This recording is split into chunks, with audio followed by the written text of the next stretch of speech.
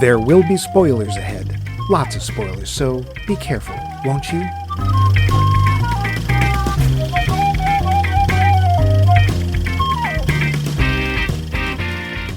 Great. Here we go again. 5th movie, 4th cast. This time for sure, Rocky. Oh yeah, this is another episode of our series, Summer Blockbusters and Summer Not. And we're talking about the latest Fantastic Four movie that, as of this recording, has been out for 1 week. Look, I'm just going to say it. This movie has a fatal flaw that condemned it from the start.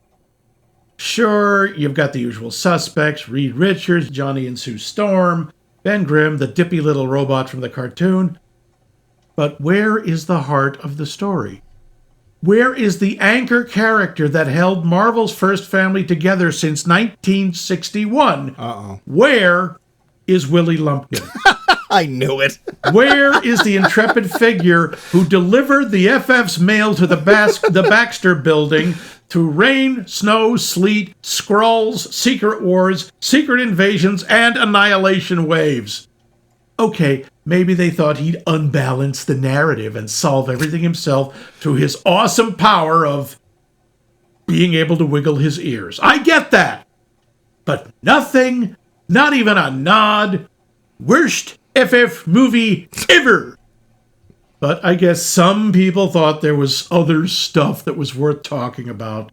So let's get to it. I'd like to point out that he wasn't in any of the other movies either. Yes, he was. Was he? Oh, Stan Lee. He was yes, he was the Stan Lee cameo. Of course, in the 2005. Oh, the good one.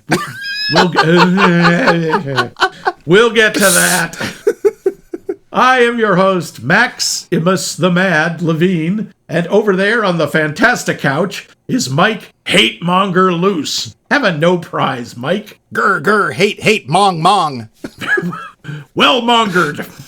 But before we monger anything else, let's monger last week's poll question. When last we left the dynamic duo, we asked you, what is your favorite Kevin Bacon performance? Bacon. And from the bacony north, where we can find excellent slabs of Canadian penguin bacon, we have Vince, who says, in general, I always like a Kevin Bacon performance. He has a certain charm no matter the role, but I really like him in challenging roles, like the Woodsman or as the bad guy like in X-Men First Class or Hollow Man. He's one of those actors who is such a nice guy in real life, and that carries even into problematic roles. Tremors was a big surprise when I first saw it. It really could have been a schlock fest, but instead is a good, solid monster movie with characters we can relate to. Well, see our last week's episode. Yes, please on do. Tremors. Thank you, Vince. Dave says he is not a particularly memorable actor, but he has held his own in a lot of wonderful films. Oops. I looked over a list of his films and thought mostly, I forgot he was in that, or I didn't know he was in that. Oh, dear. Loved A Few Good Men, but no actual recollection of his performance. He has a pretty small part. Same with Diner. Apollo 13, one of my favorite films ever, but I remember the technical challenges more than the actors. I have to go with Mystic River, though. Again, I don't remember his performance. It's just I have a lingering sense that his Boston accent is acceptable, and it must have come from that movie. You are exactly right. He was in that, and he did a very passable Boston accent. I don't remember it being all that passable. I remember, because it's not Wahlberg. Is Wahlberg in that? I forget. It's Damon and Affleck, right? No. It's Sean Penn and... Yeah, you're thinking of Good Will Hunting. No, I'm not. I know the difference between Mystic River had Tim Robbins in it. Yes. He played the kid that it happened to, the thing. No, there was at least one or two of the actual Boston boys in there, and they were fine. Yeah. Then Leonardo showed up, and it's like, okay. Is Leo in No, The Departed. That's what I'm thinking of. I'm thinking of The Departed. Yeah, Mystic River's that really depressing, dark film. I think the last scene is Tim Robbins' face in the car as it pulls away. Something like that. Yeah, it's a grim film, but everyone in there, everyone does a good Boston accent. Okay. Dr. Professor Rebecca Pelkey says, gotta go with the classic, Footloose. Though I also appreciate the deliberate terribleness that is Tremors. What terribleness? What? See our entire it's episode not terribleness. It's goodness. See our last week's episode. Dan Schaefer says he was great in Animal House for both his lines. Yes. Thank you, sir. May I have another? Another. Yep. And don't panic. All is well. And then he gets trampled to death. Kelly Cooper says definitely Tremors. Although Stir of Echoes is a close second. I'm actually surprised at how few of his movies I've seen compared to the size of his body of work. I do not know Stir of Echoes. Okay. Me either. Keith Wright, cast member of the second greatest podcast known to all existence, Cue Footsteps, says, Tremors, and thanks to Kelly J. Cooper for reminding me of the name of the supernatural thriller Stir of Echoes. I always wanted to see Murder in the First. That's the name of the movie where he is the convicted killer, right? Why are you asking us? With Christian Slater. Or am I totally wrong? I don't think you're totally wrong. I think they're both in that. Tony Kellner says, Guardians of the Galaxy Christmas Special. Yes, he is terrific in that. And Steve Kellner chimes in with, she beat me to it. So your wife has not stopped beating you. Okay. I think he's probably the second best actor at playing Kevin Bacon, wouldn't you say? Nick Hoffman says, I liked a few of his films. Not the obvious ones. Oh no, they're the obscure ones. You wouldn't have heard of them. Oh dear. If I had to pick, it would be 1, Animal House, Stay Calm, All Is Well. 2, R.I.P.D., oh God, as the key villain. An underappreciated movie. It's not underappreciated, Nick. I'm sorry. It's a bad movie. Oh dear. And 3, Tremors. In that order. Okay. Not so obscure. And a fine son of Aaron that he is, Bill O'Lading. He is written in saying, Bacon seems like a consummate professional. Yes, it does. Oh, wait, he does. Sorry. And enjoyable professional colleague. His stamina over decades establishes him as a survivor in a brutal industry, hence the parlor game, Degrees of Kevin Bacon. Still, I think he's more of a workhorse than a workhorse. Workhouse? Richard Milhorse Nixon. House. Than a true thespian. Ooh, thespian. I cannot think of any standout performance. Apollo 13 is probably his biggest high-end film. If nothing else, he's not an asshole, insane, or likely to OD, which seems to be the price of admission for far too many legendary men of cinema. It's true. Or he could be the Klein. Stop it. He hasn't made a movie in forever. Shut up. He's just waiting till I'm not ready for it. He doesn't know you exist. Oh, he knows. I've told him with my mind.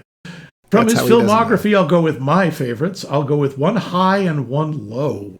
Okay, I guess highbrow and lowbrow. I don't know. A Few Good Men. Okay, where Bacon plays JAG prosecutor Jack Ross. His delivery is capable.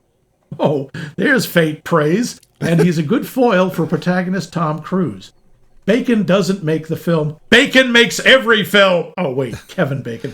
But his delivery is capable, and it's one of my enduring favorites.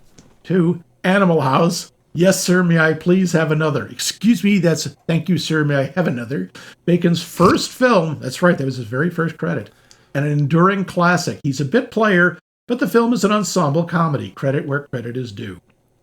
Very cool. Thank you. Thank you, Mr. O'Lading. Thank you, O'Lading. And, hang on. I've got to get some pomade in my hair and adjust my zoot suit. Yes, 23 Skidoo. My little Rumplemint Doris Hempelmeyer has a message for us. Shh. Hello, Mike Max Movies. Hi, Max.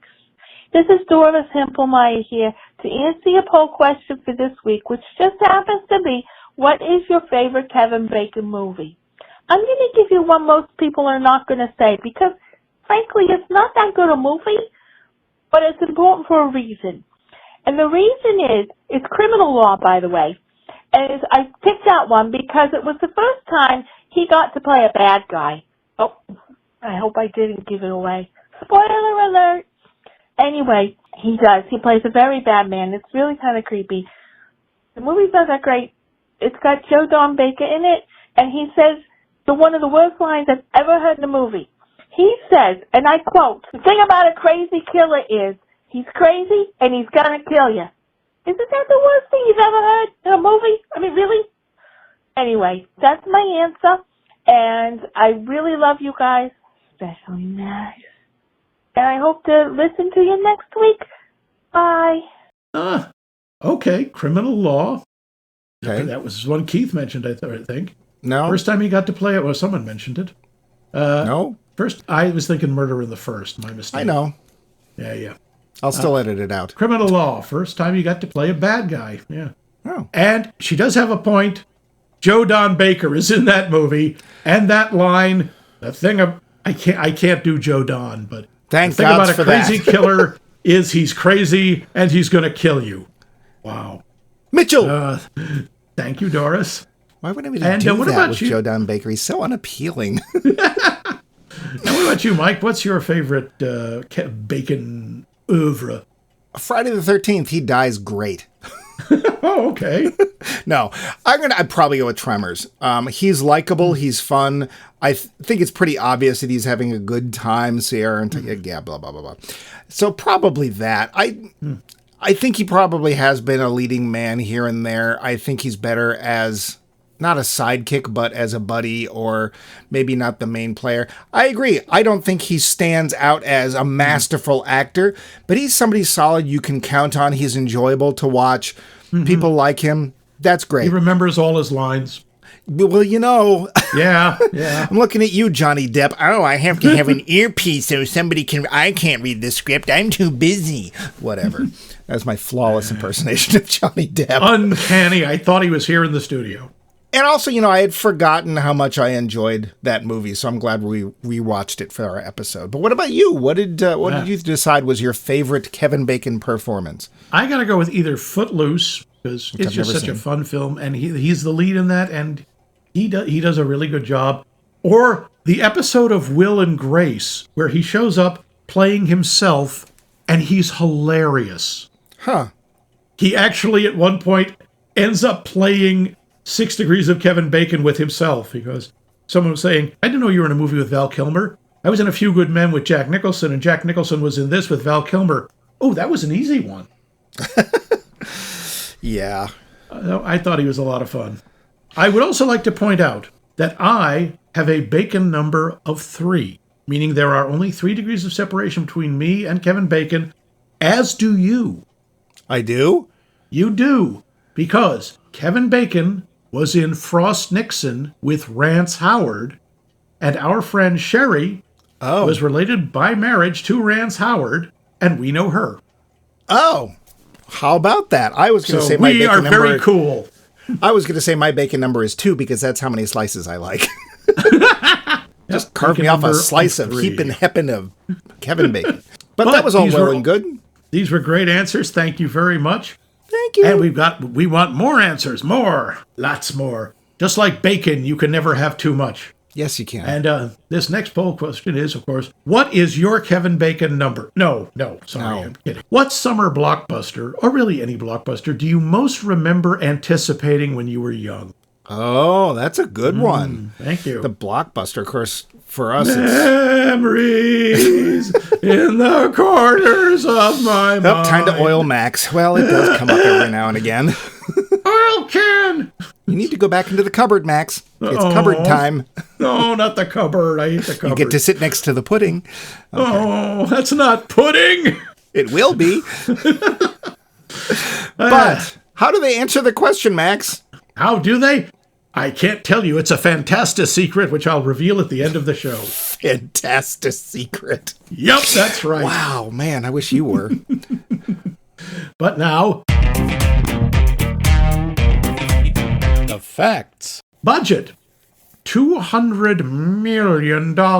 Yeah. Box office, it's not really fair. It's literally been out a week, but it has already made $241 million. That's probably good. I think so. After a week, it's made $250 million. That ain't bad. As I suggested at the beginning, this is technically the 5th live-action incarnation of the Fantastic Four. after the Fantastic Four, 1994, which some people would argue doesn't count. It was a Roger Corman film and was never actually released. See our entire episode on that. Yes. Yep. And the Tim Story films, Fantastic Four in 2005, Fantastic Four, Rise of the Silver Surfer. Oh, that's the one with the Spanus in it. Yep, that's the one with the gaseous Spanus. Yep, and of course, Fan Four Stick in 2015. Yeah, don't remember that one. Maybe you didn't see it.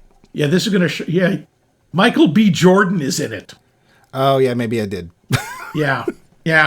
And I'm sure he would prefer we don't remind him of that. Oh, yeah, I get it. I don't like it. Yeah. This film takes place within the Marvel Cinematic Universe on Earth 828, because they tell us at the beginning. The number designation comes from the fact that Fantastic Four's co-creator, Jack Kirby, his birthday is August 28. Oh, 828. That's cool. I only knew this from looking this up. I missed this completely. All the key actors from the very first Fantastic Four movie, the Roger Corman movie, have cameos in this movie. They do? They do! Wow. Alex Hyde White and Rebecca Stabb, great name, who were Reed and Sue, they're newscasters. Wow. Yes, and Jay Underwood and Michael Bailey Smith, Johnny Storm and Ben Grimm. There's a scene at a power plant. They're two of the power plant workers. Wow. Although I gotta say, Alex Hyde White sounds like somebody when you rip off the mask on a Scooby-Doo show, that's their name. Mr. Hyde White! I think it was Professor, and there actually was one. But okay. That's both interesting and kind of sweet. I think that's very touching. Hey, you guys never got actually seen Let's Put You in This, even though... Are any of you still acting? Oops. So, yeah, that's nice. That's nice. Yeah. Throughout the movie, you can see signs for a company called Timely Comics. Mike, why is that interesting? That is the original publisher of Marvel. Well, before Marvel became Marvel, Timely was Timely back in the 30s, 40s, and somewhere, I think, in the 50s or 60s, they got bought out and called Marvel. But they published the original Human Torch and Captain America. Yep. This is the first live-action appearance of Herbie. He did appear in the Fantastic Four 2005, but his scenes were cut. Oh. And he was a Spanus, right? Only metaphorically. Yeah. On the same day of the film's release day announcement, Kevin Feige confirmed that the film would not be an origin story. Yay! A decision compared to that of Spider-Man Homecoming. Yay! And that is true. Yay! This is the 37th film in the Marvel Cinematic Universe, and it commences Phase 6 of the Marvel Cinematic Universe. How excited are we? Yeah. Okay. Phase 6. Phase 6. Joseph Quinn, Johnny Storm, wore a blonde wig for his role. He did? As the Human Torch. Yes, because he had shaved his head for his role in Warfare, also coming out this year. I totally couldn't tell that was not his real hair color. I know. It's so natural looking. By the way, in contrast, Vanessa Kirby is the first natural blonde to play Sue Storm. Oh. Everyone else was a wig or bleached. Okay. Eben Moss-Bachrach is the first Jewish actor to play the Jewish superhero Ben Grimm. Yeah. That is canon. He is It is canon. He is Jewish. The giant monster the Fantastic Four fight during the montage at the beginning of the movie is a nod to the cover of issue number 1, 1961. I don't think the monster was ever named. No, I don't think so. And I'm not even sure it's in the issue. I think it's just on the cover. I wasn't sure if it was one of Mole Man's things, but...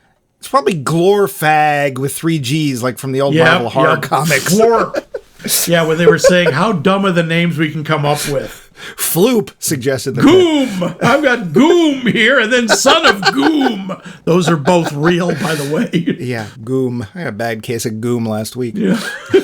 During the opening, it's established that the Fantastic Four were able to unite all of the world's governments into a utopia, with one exception, Latveria, just Dr. Doom's country. Yeah. More on him later. Or less. By the way, I think this is the only FF movie where Ben Grimm is never referred to by his code name of the Thing. I wondered about that. It's in my notes. Yep. It's like, do they actually ever say it? I don't think they do. Nope. The rocket that the four of them take to space is the Excelsior rocket. Yeah. Based on Stan Lee's catchphrase. In the comics, do you know what the name of the rocket was? The Fantasta rocket. It should have been. No, it was Marvel 1. Okay, there you go. Yep. I just figured it was called Excelsior because it was filled with styrofoam peanuts. And this is Natasha Lyonne, who plays the hot rabbi. There's a sentence you don't hear a lot.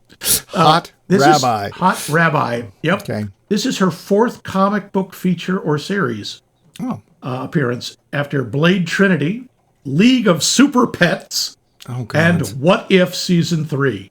Okay. Just for completion, in Blade Trinity, she is Somerset, the nice blind lady with the daughter. Sure. League of Super Pets, she's Merton the turtle. And Merton the turtle. Merton the turtle. And in What If, she is Birdie the duck. I see. So she plays animals a lot. Great. Yeah. Animals Birdie the duck, by the way, rabbis. Is the daughter of Howard the Duck and Darcy from the Thor movies. I do not want to know. No, you really, really don't. That's Ucky. Yeah. By the way, I just got to say, Ducky. well, we'll do this when we get to the cast. But now, unless you had something. Did you have anything? No, not for trivia, but I'm just dying to hear the little story. Tell us the little story. It's 19...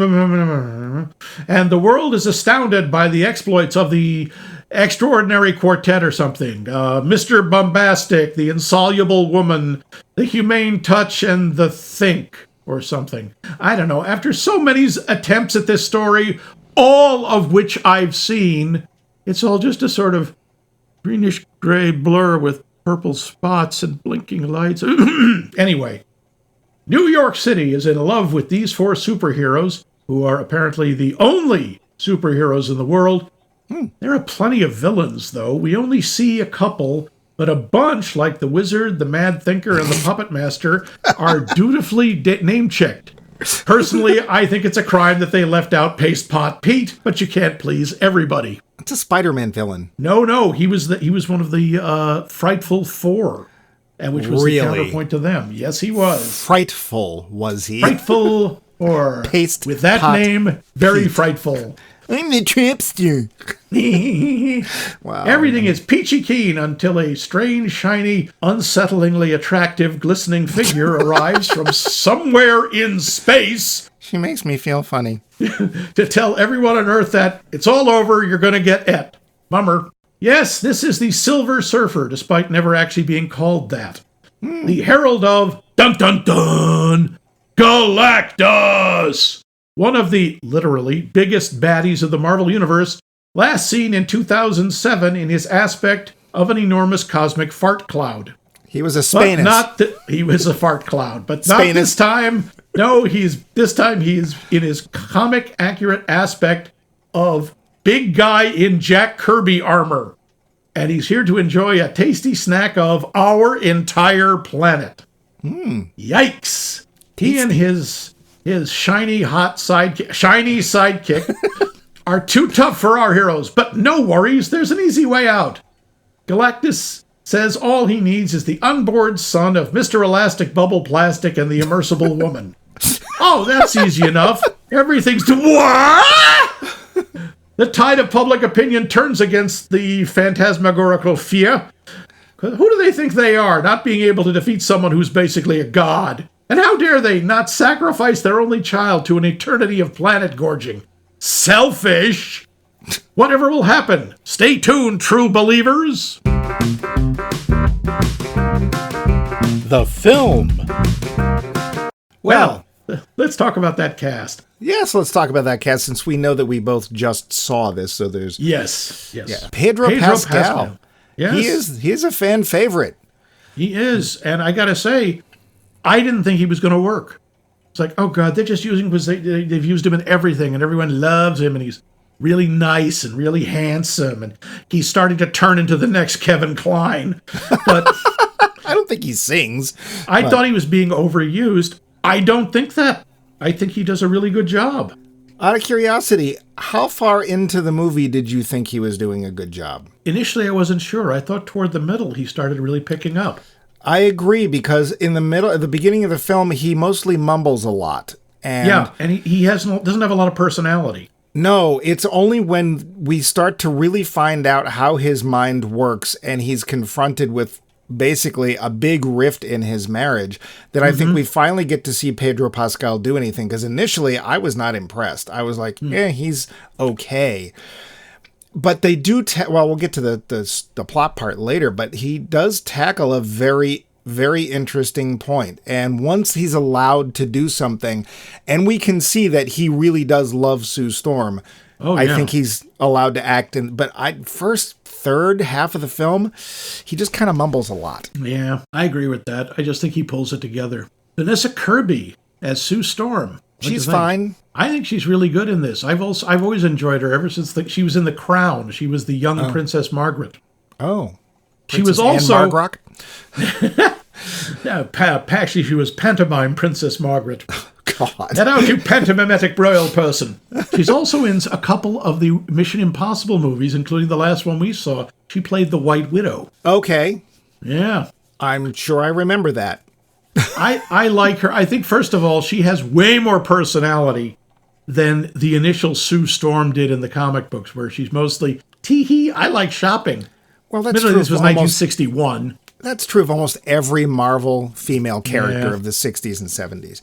I think, again, first half of the film, she's fine. And then when they get to that dramatic tension moment, that's where things start getting interesting. And I get a much better idea of her as a person. I do like the fact that she's the one who pals around with the Underminer. Oh, no, I mean the Mole Man. That was a nice touch. I like their relationship. I didn't. He's basically like, I ain't talking to you. Her I'll talk to. Yeah. But we'll get to him later on. I want him to apologize. Yeah. She, again, first half of the film, she's fine. Things pick up later on. And what about Eben Moss-Bachrach as Ben Grimm? I love his music. All through the 60s and 70s. A good Bachrach wrong tune. Bachrach. Oh, really? Bachrach. I wish his voice had more gravitas to it. That's the thing. I wish that there was a little bit more depth and a little bit more gravel to it. No pun intended. But I love the scenes of the Thing wandering down Yancey Street. That is so Ben Grimm. It is. He likes kids, and you can tell he really likes kids. But also, he's still tied to his neighborhood, and they didn't flinch away from the whole, by the way, Ben Grimm's Jewish, in case you didn't know. They did that whole thing. I did like that. I also love the fact that he's like, no, I'm not saying it. I don't say that thing. No, I'm not saying it. I'm not saying it. That was so much fun. What time is it? Come on, Ben. What time is it? It's dinner time. That's something they use in the cartoon. I don't do it. And then when he finally says it, it is a kind of fun moment, especially if you know anything about the character. Yeah. But again, big chunk of the film. I got to be fair. Him and Johnny Storm's relationship, they toned it down just a little, but those two coming off as brothers was really perfect. I really like that. It's a lot of the time they can make it mean. Yeah. The 2005 and 7 ones really make it kind of nasty. Yeah. They prank each other. They take shots at each other. Here, they're much more like, two brothers who get on each other's nerves sometime, but they absolutely love each other. You can tell. Yeah. I don't like the beard. I don't get the beard. Don't like it. I thought it was an interesting effect. I hope they don't keep it. I think it's all right, that's fine. I just don't know why it doesn't make sense either. I mean, no. Joseph Quinn. Joseph Quinn. By the way, did you recognize him from Stranger Things? No. Who is he in Stranger Things? He plays Eddie Munson. Eddie Munson. The guy who destroys the upside-down world monsters with the power of his rockin'! Wait, is he the long-haired rock and roll? Yep, he's the DM. He's the dungeon master. I know. Yeah, I didn't either. I was looking up to see, because apparently he's also in Game of Thrones, and I was like, oh. Wait, what do you mean Stranger Things? Oh my God, he was Eddie Munson. Wow, okay. Yep. Not my favorite of the four. I thought that the character's motivation was kind of see-through. I like the idea, but it wasn't done very well. His basic thing is, hey, I'm here too. Like, I'm everybody's younger brother. I'm part of this team, and I don't just, hit things and catch on fire. And he's trying to prove that, I don't know why he's trying to prove he's as smart as Reed Richards, because, buddy, no. Yeah. But he's doing this thing, but honestly, I kept staring at his hair. I'm like, that is so wrong. That is like a Shatnerian level bad wig. Yeah, it's bad. He's fine. His best scenes, I think, are when he and Ben are going off each other. Yep. And when he's kind of moondogging over Silver Surfer. Hey, we're in space and we're alone together. I don't suppose you'd like to, kiss or something. He doesn't actually say that, but it's obvious that he I admit, I never really thought of the Silver Surfer as being hot, but... Well, that's because he was a guy named Norrin Rad, but there you go. Well, I don't know, but he was supposed to be really ripped. He was supposed to have like a rockin' surfer's body. Well, no, I can understand why you didn't think of him that way. Yeah. Yeah, and Silver Surfer being a woman, I know that's canon. They did that at some point and I like the fact that they kept her name She Shalabal and that whole background. But yeah, he's fine. They actually bother with Ralph Ineson as Galactus. Sure. Yeah. Yeah, why not? I thought he was okay. I mean, I think he had the gravitas, and that's not easy. I mean, that is a really weird character to play, And we'll come back to the actual characterization later. He's fine. Yeah, I mean, he's a voice. He does a fine job. I think Julia Garner, considering you can barely see her actual face, does a decent job. Yeah, I mean, it's not her movie. We're not supposed to really linger too much on the fact that she sold out her entire planet, or no, she sold herself out to save her entire planet. At the expense of every other planet, yeah. Which is okay, because in the original Silver Surfer comic, he spends every issue moaning about the fact that he can never go back to Zenla. And my Shalabal, my Shalabal, sad, sad, sad. So that's fine. There's a frame in a more recent Silver Surfer that I saw once I really liked. He's with somebody, and she's talking about his surfboard and saying, oh, okay, what else can Toomey do? What? Well, I thought that was his name. Well, you keep saying, to me, my board. Toomey, okay, sure. Yep. I'm glad that the board does not have a name. And I will say, I like Natasha Lyonne in general. I think she can do drama, and she is funny as hell. I liked her as Rachel Rosman. I was a little surprised. I don't know if Rachel Rosman's an actual character from the comics, but I was waiting for Alicia Masters, which is Ben's future wife. Quite honestly, especially considering how badly they did it in the Roger Corman film, I did not need to see the blind sculptor thing. It's fine. Yeah. And the magic clay that the puppet master uses, because we don't need to deal with that. That's fine. No, we don't. I think this is much nicer because it also ties back into Ben's heritage. Into his Jewish heritage. I think that's nice, yeah. And I thought Paul Walter Hauser was fun as Harvey Elder, a.k.a. the Mole Man. I thought he was terrible. Really? Yep, I got no sense of him being who he was supposed to be at all. He literally seemed like anybody they picked to fill Harvey Elder. He didn't seem like the Mole Man. He didn't seem like somebody who lived underground. He wore sunglasses. That was his whole thing. Didn't care for him at all. Okay. Difference there. Fair enough. That's, I think, most of them. Come on. How can you not mention Ted Gilbert, played by Mark Gatiss, who is we're so used to him as Moriarty. Oh, right. That's right. He's the host of what the Ted Gilbert show. I just felt bad for him because it was quite obvious they filmed him alone in a room and he never met anybody. We don't know if he ever left England, to do this. No, he's fine. I mean, I just liked it because I knew who he was, and it was an interesting way of giving you the idea of what this Earth was like, which is a very important part of this film. So, I think everybody does okay. I'm not going to say anybody's wonderful in this, but everybody does okay. Okay. Except for the Mole Man. And he was terrible. So, Max, you've been reading the Fantastic Four. Well, I know you don't, keep up with it, but you've read the Fantastic Four since you were a kid. Yep. Of all of the 5 films... has any of them made you feel like, wow, this feels like a Fantastic Four comic to me? Honestly, this one did. Me too. And this is the only one. Yes.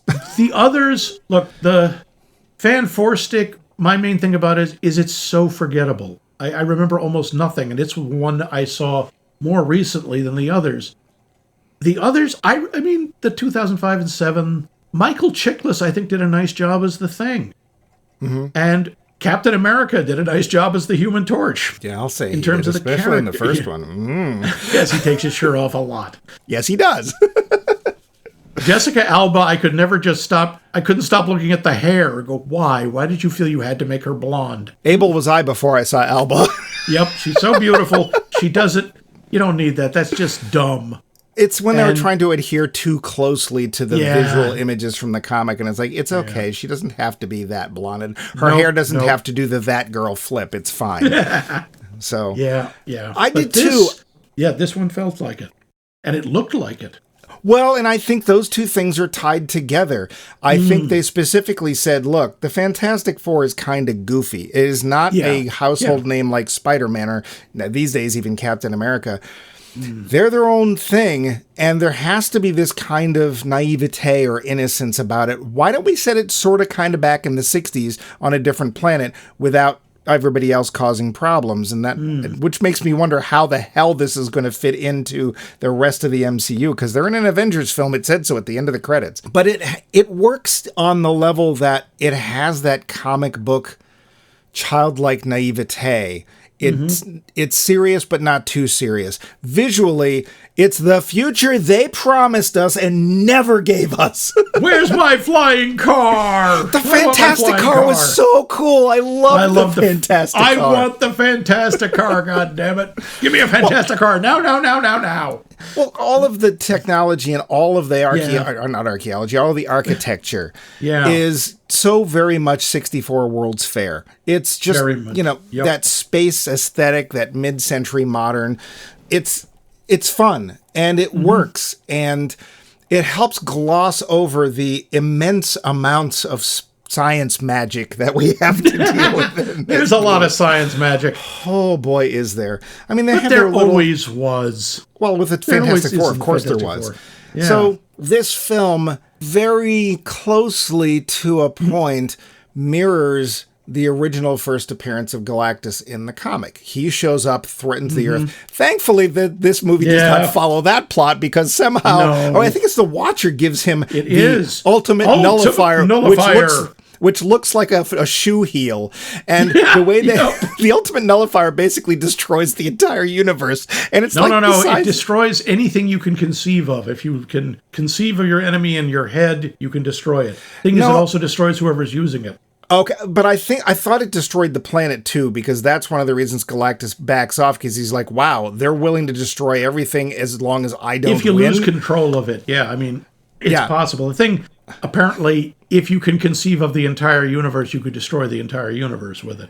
So he literally stretches up so Galactus can even see him. Yeah. He holds up the shoe heel, and nobody else can hear the conversation because he's so high up, but it's basically like, zubba, zubba, zubba, zubba, shoe heel, zubba, zubba. Oh, him have shoe heel, me go now. Yep.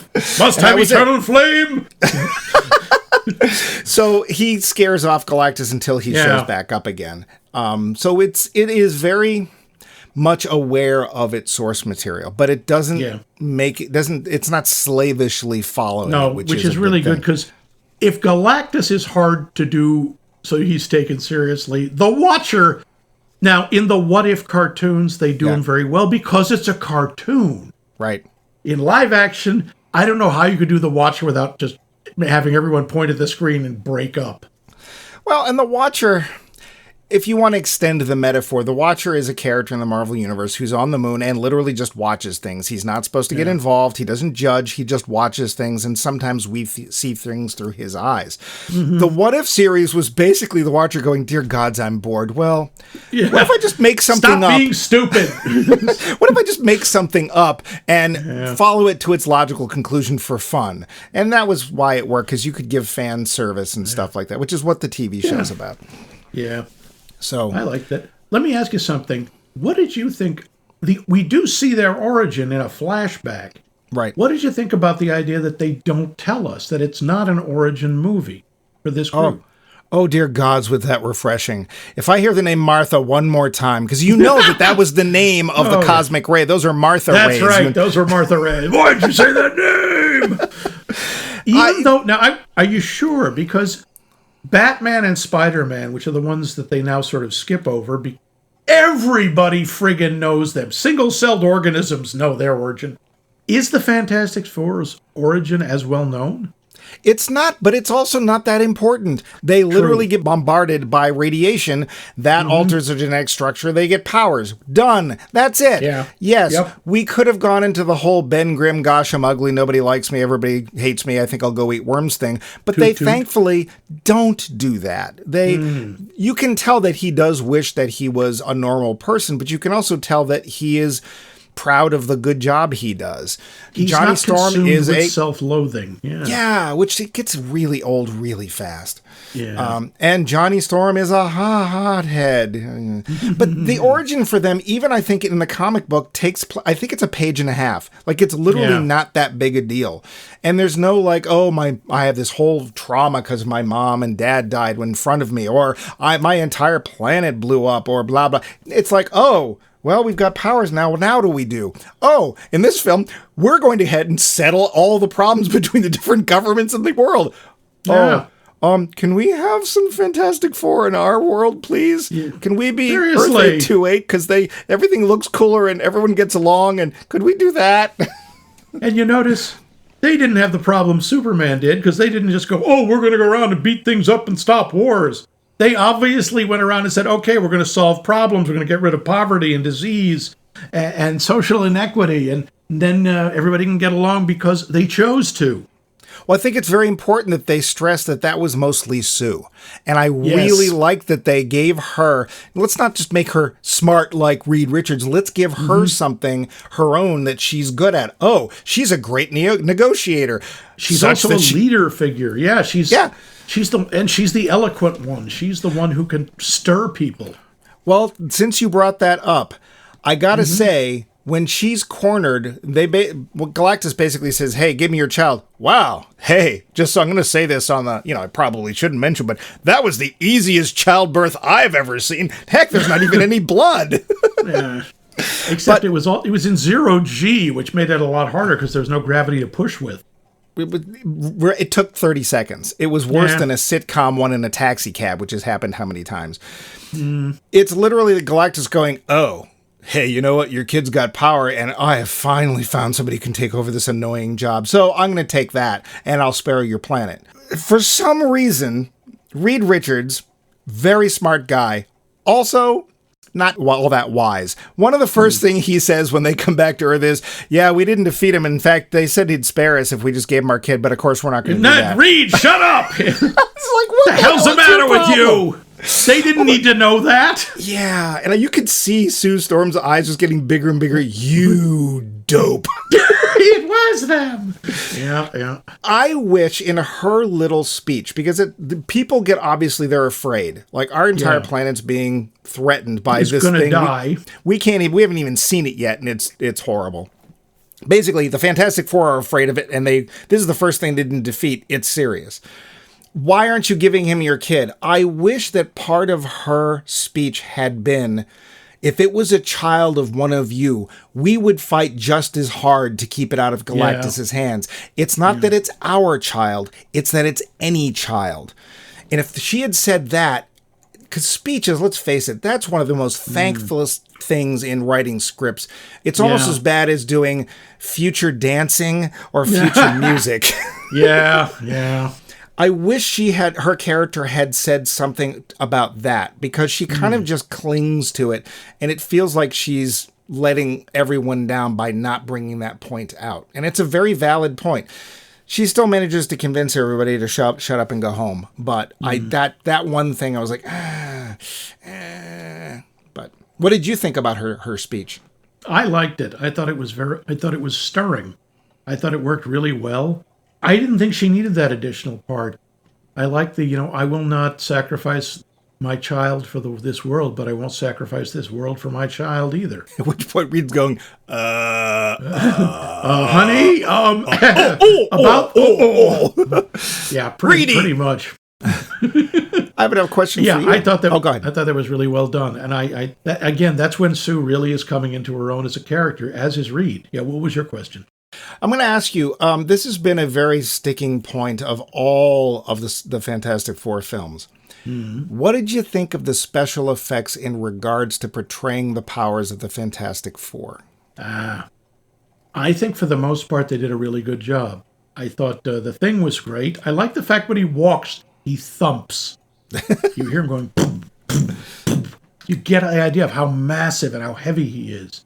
Yeah. The torch is not that hard to do now that you have CG. Yeah, but you know what? All before this, it's looked bad.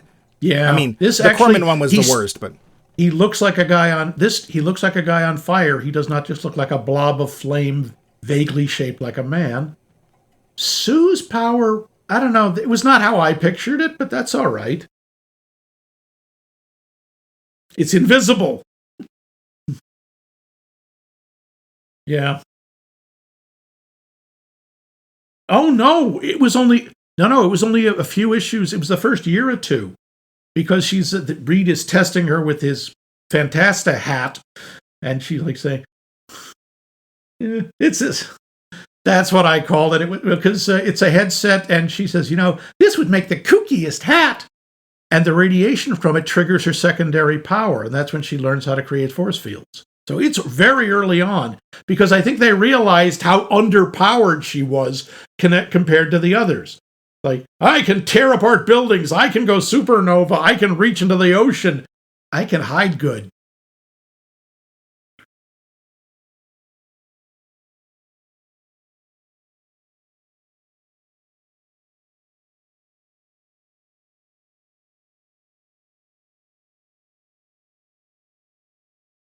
Mm-hmm. Yeah, no, she got very, very... Also, the fact that she could turn other things invisible. That actually was very handy sometimes. I'll make... here's an opening in the wall. I'll just... Oh!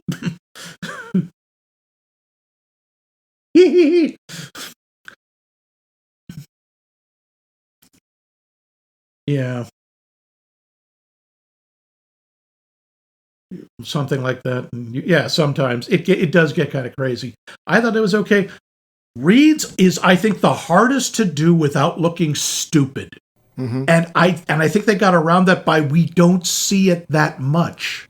Well, it's usually at a distance or very quick. And what we see, I think, is pretty good. The only time we really get to focus on it is when that horrible sequence where Galactus is stretching him like a rubber band.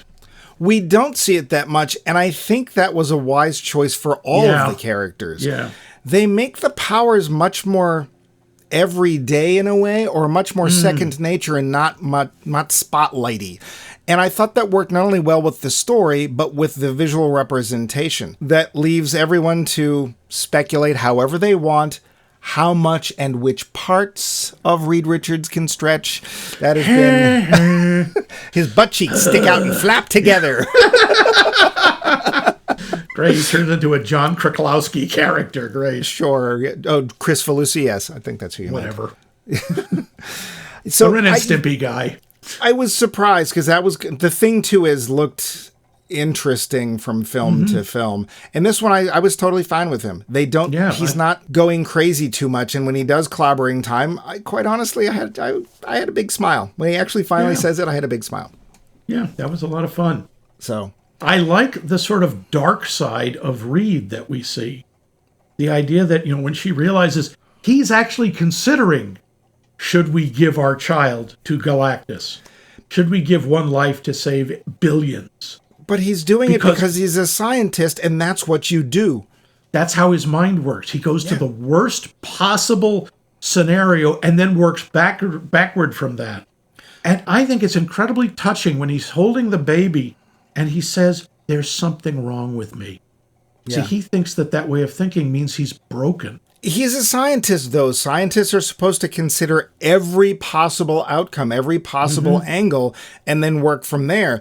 If he wasn't a good scientist, he would leave that out and not consider it. But it's like, at some point, he's probably thinking, what if we attack Galactus and the only one left is me and Franklin and the planet? What am I going to do? Yeah.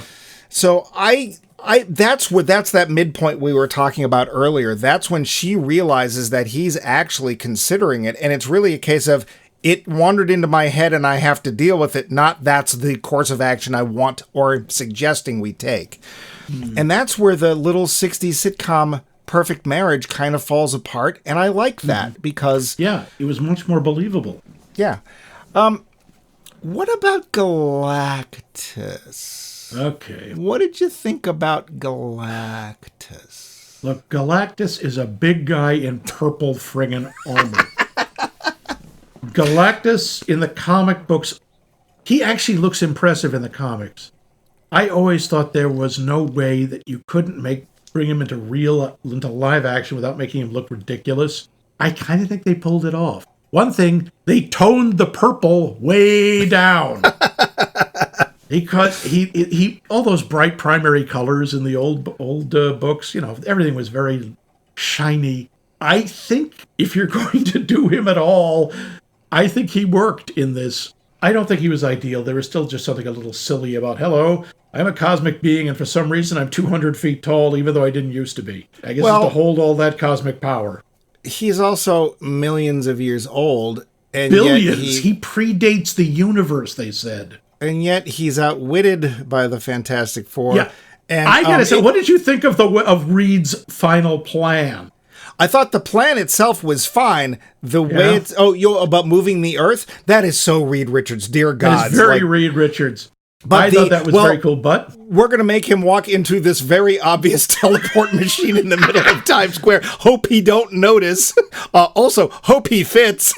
Here's what we do, Ben. You get down on all fours behind him, and we'll push so he trips over you. I'm sorry, really? That's what it comes down to. It is literally the Invisible Woman shoving Galactus into the giant... it's like, why isn't there a carrot on a stick? Because there might as well be, right? Oh, he won't notice the baby was taken. He can't see the baby. He's scanning for the baby. Couldn't you have come up with something that had like a little baby blooper thing in it that felt like the baby but wasn't the baby? Yeah, couldn't you put a clone or just some random organic matters? That I thought was a bit silly. I like the fact that it doesn't quite work, and so somebody's going to have to sacrifice themselves. And who is it? We think it's going to be Johnny. Yeah, and instead it's Shalabal. The other problem I have with that is this guy's essentially a god. What does God need with a spaceship? Thank you, what Captain does God Kirk, need with a spaceship? Why? How did they know he couldn't just go, well, I'm in another part of the galaxy. Boom, I'm back. Because it took him that long to get to Earth. Yeah, so that's true. Distance does actually matter, and he does have a ship, and they get him out of the ship. Yep. Okay, and when you get down to it, it's a comic book. Come on. Yeah. And we don't actually see any evidence of Galactus's powers except that he shoots beams out of his eyes. We don't know what he actually does. And the thing is that for the longest time, the Marvel Universe in comics didn't know what he did either. He had the power cosmic. Yeah, the cosmic muffin, whatever. When they finally deal with it in a comic called Earth X, it actually becomes really interesting. I think it's Brian Michael Bendis. I think it is, where he ties together everything. How he did that, I don't know. The amount of juggling and retconning he had to do was amazing. Yeah. But yes, there's a lot of that. But yet, also what I like is he's not actually a bad person. He's not evil. Well, his whole thing is he's like a vampire. He has this unconquerable hunger. And as we find out later, he serves basically an environmental purpose. He's kind of like a scavenger. He's Sinistar. He's Sinistar. Run, I hunger. Run. And his whole thing he wants Franklin, not because he wants to kill him or he wants to, eat him or something. It's like, no, I'm going to make him Galactus so I can stop after umpteen billion years. Is that really that hard to understand? Well, all right, no, since I don't you brought like him up, it, but I understand it. Right before we get to the end, because we're almost out of time, what did you think of Franklin? Well, first off, I thought he was adorable. It's really hard. You mean when he was a real baby and the parts where he wasn't a CG? I mean when he wasn't Jack, yes. Well, there's a lot of times when he's a CG baby. Yeah. And when he's the little 4-year-old boy, he's cute. Franklin is always, in the comic books and everything, he's always been a problem because he's basically a living deus ex machina. He's another character where, what are his powers? I don't know. What do you want? I just meant visually. I thought there's a lot of CG baby in this, and it's of all the things that you're doing CG, that's the worst. Apparently, babies are still hard. It's very difficult to do. Well, he's undefined. They don't say anything about him in the movie. I mean, he's reading books, and he's Jesus baby. He can, Sue dies. She is literally dead, and he stretches forth his hand and raises her from the dead. Yeah, and that's when we get a lot of the CG part. I thought it was really odd that he's just laying there and she gets up. It's not like we see any kind of power or glowing. I kind of like that. I thought that was a nice touch. We didn't need the whole light of God or whatever. I also like the fact that he's 4 years old and he likes the very hungry caterpillar and Darwin's origin of the species. Well, he wanted to know where the caterpillar came from. Oh, yeah. And shall we talk about the mid and end credits? If we do it very quickly, because we're running out of time. Big spoiler. Do sit through it, at least through the mid-credit. The mid-credit is significant. The end credit is just funny. Yeah. The end credit is the animated opening to their world's version of the Fantastic Four cartoon, and it's it's dead on for those 60s and 70s cartoons. Dr. Richards, pelted by gamma rays, turns into Mr. Fantastic, anti-unglamma rays. They had a show, but they didn't have a song, I don't think. I don't think they did either. But you know what we have? We have an endpoint where we talk about whether we actually like the movie or not. It's called The Finish. So, Max. Yeah. What did you think of the Fantastic Four as a summer blockbuster? Well, I have seen all of the Fantastic Four movies up to this point, including the one that was never released. And I think this is the best one. I think not only is this the best Fantastic Four movie, I think this is the best Marvel movie they've done since Endgame. Ooh, wow. Yeah. That's a pronouncement. Yeah, I think it is. I think overall, some of the others have had good parts. They've had some decent performances. I'm talking about the movies, by the way, not the TV series. Well, yeah. Well, which isn't necessarily better, but I think this is the best. I think they capture the idea of the Fantastic Four, the look and the feel. I think it works. I think it works really well. I really enjoyed it. I'd see it again. What about you? I agree it is the best Fantastic Four film. I think as a movie, it is very uneven. I think that there's parts of it that work well. I will say it moves along very well. We don't do the origin. Thank you. We get enough of the characters to get a pretty good idea of who they are and what they're up against. We get a very scrubbed, squeaky, future, past sort of setting, which I think works very well for the Fantastic Four. I think the first half of the movie is the weakest part. I think we don't get the characters mumble, quite honestly, especially Reed Richards. I couldn't hear a lot of what he was saying. I didn't feel the personalities were as strong. I don't think it's great. I don't think it's nearly as good as Avengers Endgame or most of the films of the Phase 1. I don't even know what phase they were. Yeah, but it's fun. I'm not saying it's better than them. I'm saying I thought that it was the best since then. Well, which is kind of not saying a whole heck of a lot. Well, it's like saying it's the best Fantastic Four film. That's not much of a bar to trip over. No. I think it's not great, but it was fun. No. And I think it's good. Yeah, I would honestly give it another solid B. And some people may say, you think this is as good as the Superman film. I think it's good in a different way. Yeah, very different way. But I think it's enjoyable. Would I watch it again? Yeah, I probably would. It was enjoyable, and maybe I could turn the subtitles on so I could hear what Reed Richards was saying. It is good to see it on the big screen, though, especially Galactus. He works better on the big screen.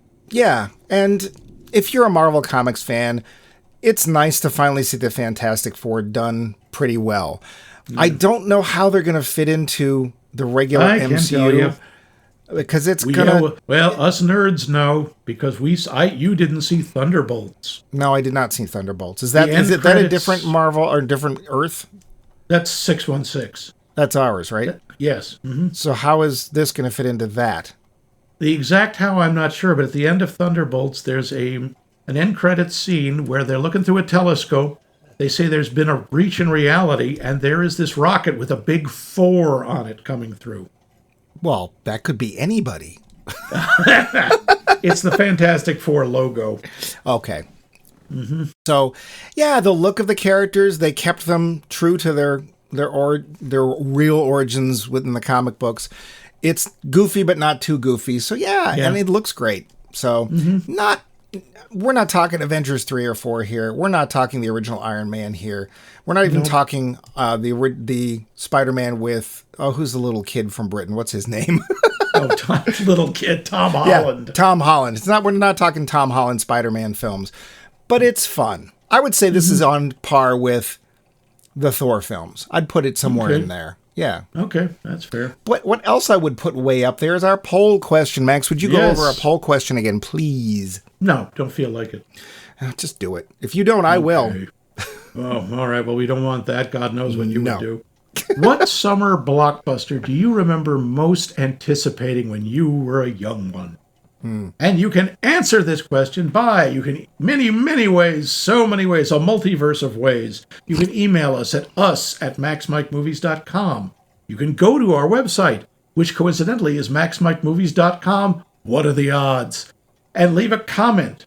You can find us on media's social links, such as Boxface, Facebook, social media. Whatever. Facebook, or find us on Blue Sky, or on Mastodon, all three under Max Mike Movies. You can also find us on the podcast app of your choice. And if you go to Howard Johnson's and ask for the Max Mike Movie special, they'll look at you funny. You can Howard Johnson's? Yep. I think they've been canceled. I think they have. But you can also reach us at our Fantasta hotline, 617-398-7266, 617-398-7266, and leave us a voicemail that we will certainly listen to. Who knows? Real Julia Roberts might call again. Flutter, flutter goes my heart. But that is, for the moment, the end of this series of Summer Blockbusters, Summer Not, as far as you know. We're starting a brand new series with lots of spanking. No, wait. A spanking new series. Next week, spanking. Which is called Directors in Short Pants. And before you get all freaky, we just mean great directors and their first ever films. We're going to do a whole thing on the first films of famous directors. What are we starting out with? Mike? Forgot my name, huh? It's only been 346 56 episodes, 46, whatever. Give me another 150. I'm sure I'll have it by then. I'm sure you won't. Well, one of my favorite directors is, and to be fair, I haven't seen all of his films, but he's somebody who I really like and is a mainstream, but also a little off mainstream at the same time. And that person is Richard Linklater.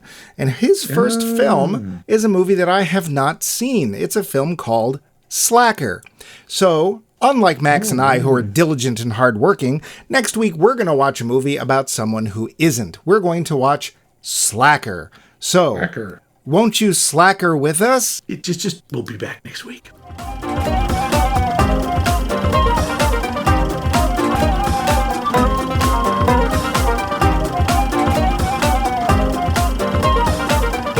This has been a co-production of The Voice of Max and The Movie Wrench.